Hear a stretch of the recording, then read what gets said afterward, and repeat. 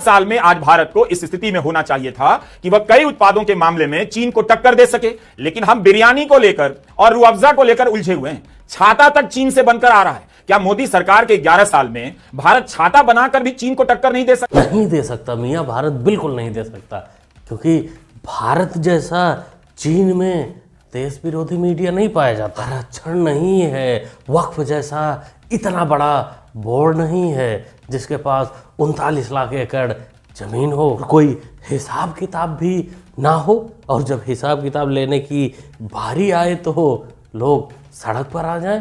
एक बार चाइना में सड़क पर आकर देखो, के ऊपर हमें दया आती, महबूता जूता मार जूता मार जूता। बाकी पांडे जी अब्बा जान भी तो बना सकते थे ना 70 सालों में छाता, वो क्यों नहीं बनाए? उस पर तो सवाल नहीं किए। बाकी जो चीज़ मेक इन इंडिया के अंतर्गत बनती है, या दवा ही हो, याद है ना, सबसे पहले सवाल तुम लोग ही उठाते हो कि क्वालिटी नहीं ठीक है, नुकसान हो जाएगा, ये है वो है, फिर बाद में कहोगे नहीं नहीं चाइना का माल ही अच्छा है, फिर बाद में कहोगे कि चाइना का माल इंडिया क्यों मंगाता है। और कुछ नहीं? हाँ, मुझे मटर चाहिए था। कितने रुपए किलो?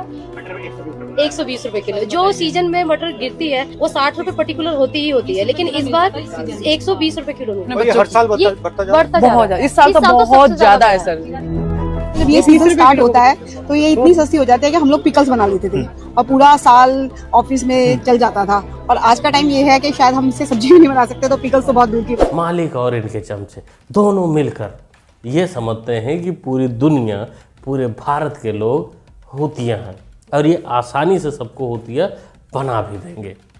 इन मोहतरमा से कोई बोलो कि अगर तलवे चाटने से कभी फुर्सत मिला करे तो मार्केट निकला करे, अपने लोकल बाजार में जाया करे, सब दाम पता चल जाएगा। अचार के लिए गोभी और सब्जी के लिए हरी मटर भी मिलेगा, अच्छे दामों पर मिलेगा। चढ़ी उतारा हूँ सब।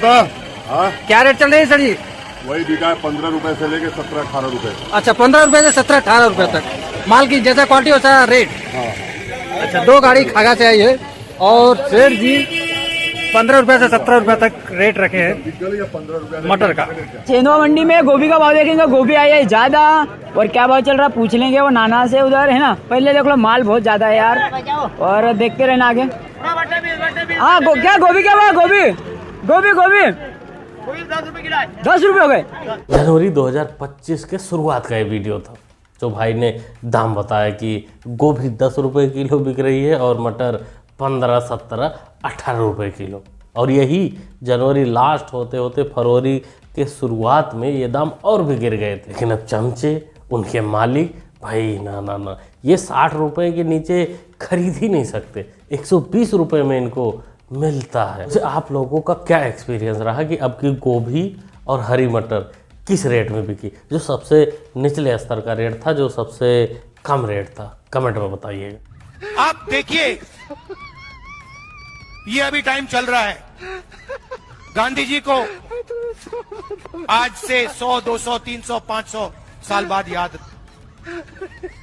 करेंगे लोग कि अगर गांधी जी हमारे बीच होते इस अधिवेशन में तो क्या सोच रहे होते। जिस राह पे तुम चल रहे हो बेटा, एक दिन पूरी तरह फंसोगे। लाला तो आपका कई बार फंस चुका है गांधी जी, लेकिन कांग्रेस मानने को तैयार ही नहीं। उसे लगता है नहीं नहीं घोड़ा है तो दौड़ेगा ही, उसको अनायास रेस में दौड़ाई जा रही है। 2 तरीके के घोड़े होते हैं, एक होता है रेस का, एक होता है शादी का। कांग्रेस पार्टी रेस के घोड़े को बारात में डाल देती है और बारात के घोड़े को रेस में डाल देती है। चलो जी, आज पप्पू को पता ही चल गया कि घोड़ा गलत जगह दौड़ रहा है। इस उम्र में लोग घोड़ी चढ़ जाते हैं, उस उम्र में कांग्रेस के जाल में फंसकर पप्पू प्रधानमंत्री खेल रहे हैं, जिसकी उम्मीद उतनी ही है जितनी दिल्ली में कांग्रेस की सीटें आती है। बाकी ये चरण चुम्बन चटोरी जुबान वाले जो पत्थलकार हैं, ये समझने के लिए तैयार नहीं। अरे ये जितनी जल्दी समझें इनके लिए उतना ही अच्छा होगा, क्योंकि मालिक पार हो चुका है उस एज ग्रुप को जो आने वाले समय में पेंशन दिलाएगा बहुत जल्द। बेरोजगार तो ये बत्तलकार हो जाएंगे। बिहार में अगर कांग्रेस पार्टी कन्हैया कुमार के चेहरे पे चुनाव लड़ती है तो क्या लगता है आपको कितनी सीटें जीत पाएगी? क्योंकि ऐसा कयास लगाया जा रहा है कि इस बार विधानसभा के चुनाव में कांग्रेस अकेले लड़ सकती है और कन्हैया कुमार के चेहरे पे लड़ सकती है। कन्हैया कुमार बिहार में गद्दार नहीं है। बिहार वाले, अरे जिन लोगों को, जो लोग बीजेपी को नहीं पसंद करते, नहीं वोट देते, वो भी कन्हैया को वोट नहीं देंगे। और ये चीज़ बिहार में, बिहार के लोगों ने एक बार साबित भी किया है। बाकी देशद्रोही के नाम पर चुनाव लड़ना कांग्रेस को वैसा ही होगा जैसा पोरखियों का होता है, लन पे लन मिलेंगे। मोदी जी संघी हैं और जा करके ना शपथ लेते होंगे जब करते होंगे आरएसएस तब। तो आप संघी इस तरीके से क्यों बोल रहे हो जैसे वो गाली हो?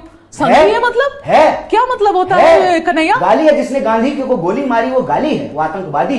मतलब आरएसएस के जो मेंबर्स हैं उनको आप गाली दे रहे हो? आतंकवादी है, आतंकवादी है। और आप ये स्टेटमेंट आपकी जिम्मेदार स्टेटमेंट है? गांधी को गोली मारना सही है? मतलब आप एक मिनट, ना, ये प्रवक्ता वाली बात है। आप कह रहे हैं गांधी को गोली मारना सही है? आरएसएस का हर मेंबर को गांधी को गोली मारना सही है? हाँ? गांधी को गोली मारना सही है?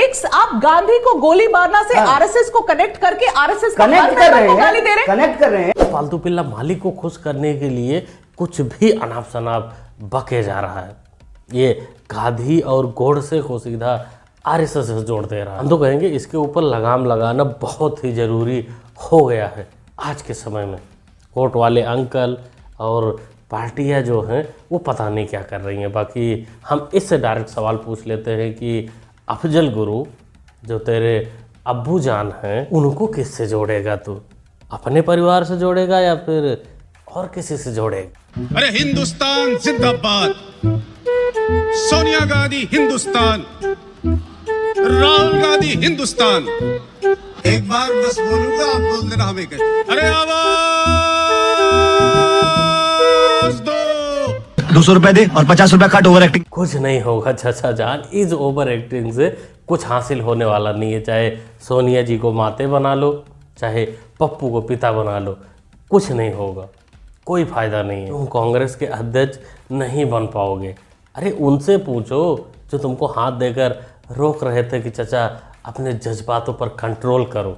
सुरजेवाला वो भी ऐसे ही किया करते थे, ऐसे ही चाटा करते थे, लेकिन कोई फ़ायदा नहीं हुआ उनको। अरे मान लो 1 मिनट के लिए अगर अध्यक्ष बना भी दिए जाओगे कांग्रेस पार्टी के, तो आपकी सीट बगल में लगवाई जाएगी। आपको आपकी औकात ज़रूर दिखाई जाएगी कि मालिक तो हम दो ही हैं। देश में अगर आप दलित हो, पिछड़े वर्ग के हो, आदिवासी हो, ईबीसी हो, अति दलित हो, अगर आप अपर कास्ट के नहीं हो तो आप सेकंड क्लास सिटीजन हो। और मैं ये ऐसे नहीं बोल रहा हूं, मैं सोच समझ के बोल रहा हूं, मैं पढ़ लिख के बोल रहा हूं। पप्पू जी तो आज एक अलग ही पिच पर बैटिंग कर रहे हैं। वैसे एक उम्र के बाद, एक समय के बाद सच्चाई जो होती है वो अपने आप बाहर, अपने आप जुबान पर आ ही जाती है, चाहे गलती से ही आ जाए लेकिन आ जाती है। बाकी जब गैंडा स्वामी चाचा अध्यक्ष पद से हटाए जाएंगे और घर बैठने का समय आएगा तो ये सोचेंगे हम अध्यक्ष थे कांग्रेस के, कि खड़गे को सिर्फ कागज से निकालना है, मन से, दिमाग से तो कोई और ही अध्यक्ष है। ये हमारा धर्म नहीं है, ये हमारा धर्म नहीं है। हम भी अपने आप को हिंदू कहलाते हैं, मगर ये हमारा धर्म नहीं है, मगर ये हमारा धर्म नहीं है। अरे पप्पू जी, आपको किसने कह दिया कि आप हिंदू हो?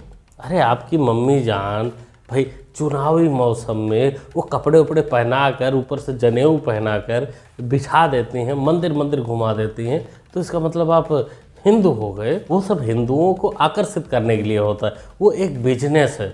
जैसे इस अरोड़े के मम्मी पापा करते हैं, सेम वैसे ही तुम्हारे साथ भी होता है। बाकी असल जो होता है वो सरनेम होता है, और पिताजी का सरनेम होता है, वही आगे चलता है। वो आगे जो होगा वही आप कहला जाओगे। क्या कहते हैं दोस्तों आप लोग, पप्पू जी का सरनेम क्या है पप्पू हिंदू नहीं है तो क्या है? आप लोगों को क्या लगता है? कमेंट करिए, अपनी राय दीजिए। ओवरऑल पूरी वीडियो के बारे में आप लोग क्या सोचते हैं, क्या कहना चाहते हैं? इस वीडियो में आप पप्पू को देखें और उनके चमचों को देखें, और ऐसी वीडियोस, ऐसे क्लिप आने वाले हैं, काफ़ी सारे आएंगे बिहार चुनाव के दौरान। इनके दोनों छोटे बड़े भाई जो और लफंडर हैं, उनको तो आप समझ ही रहे हैं, एक वीडियो में उन पर किया ही था, उन पर भी काफ़ी वीडियोस आएंगे। मिलते हैं अगले वीडियो। Thanks for watching. वक्फ को लेके हम सुप्रीम कोर्ट आए थे सीधे, तो बोला गया सुप्रीम कोर्ट सीधे क्यों आ गए? और 7 साल से पूरा समाज इस देश के अलग अलग हाईकोर्ट में स्ट्रगल कर रहा है। 140 से ज्यादा याचिकाएं देश के अलग अलग हाईकोर्ट में दायर हो चुकी हैं, आज तक कोई इंटरिम रिलीफ नहीं मिली है। तो क्या पैमाना है, क्या मापदंड है कि एक पक्ष सुप्रीम कोर्ट आता है और उसकी सुनवाई की जाती है और इंटरिम ऑर्डर देने के लिए एक बात की जाती है? तो ये कानून, यही चीज दूसरे पक्ष के लिए भी लागू होनी चाहिए। Point number 1। पॉइंट नंबर 2 मैं आपको बताना चाहता हूं कि अभी 4 राज्यों के जो एंडोमेंट एक्ट है, जिससे हिंदू मंदिर को टेक ओवर किया गया है, उन 4 राज्यों के एंडोमेंट एक्ट की सुनवाई पिछले 13 साल से सुप्रीम कोर्ट में चल रही थी। और हाल ही में सुप्रीम कोर्ट ने फैसला दिया है, मैं ऑनरेबल जजेस का नाम नहीं लेना चाहता हूं, जिसमें सुप्रीम कोर्ट ने कहा कि सारे मैटर हाई कोर्ट में चले, हम यहां पे इसको क्यों सुने? तो जो ये एक बात है कि हम यहां पे डायरेक्टली इसको क्यों सुने, ये सवाल इस केस में क्यों नहीं पूछा जा रहा है, ये सारी बातें हम कोर्ट के सामने रखेंगे। तो क्या संभावना यह है कि जो रेलेवेंट हाई कोर्ट है उनके पास भेज दिया जाए? मेरा ये प्रपोजिशन है, मेरा ये सजेशन है कि सारे मामले एक हाई कोर्ट में भेज दिए जाएं और उसकी कॉन्स्टिट्यूशन बेंच बना दी जाए और उसकी 6 महीने के अंदर सुनवाई हो जाए।